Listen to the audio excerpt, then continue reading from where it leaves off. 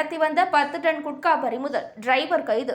பூந்தமல்லி சுற்றுவட்டார பகுதிகளில் கஞ்சா, குட்கா போன்ற போதைப் பொருட்கள் விற்பனையை தடுக்க போலீசார் பல்வேறு தீவிர நடவடிக்கைகளை எடுத்து வருகின்றனர்.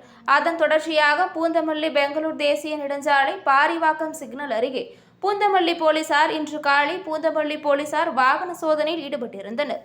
அப்போது சந்தேகத்திற்கு இடமாக வந்த கண்டெய்னர் லாரியை மடக்கி சோதனை செய்தபோது அதில் தடை செய்யப்பட்ட குட்கா மூட்டை மூட்டையாக இருப்பது தெரியவந்தது.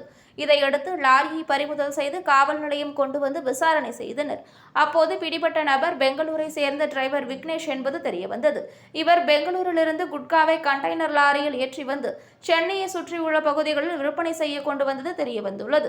அவரிடமிருந்து 10 டன் குட்கா, கண்டெய்னர் லாரி ஆகியவற்றை போலீசார் பறிமுதல் செய்தனர். பறிமுதல் செய்யப்பட்ட குட்காவின் மதிப்பு ரூபாய் 50 லட்சம் இருக்கலாம் என கூறப்படுகிறது. மேலும் இதுகுறித்து வழக்கு பதிவு செய்து விக்னேஷை கைது செய்து பூந்தமல்லி போலீசார் விசாரித்து வருகின்றனர்.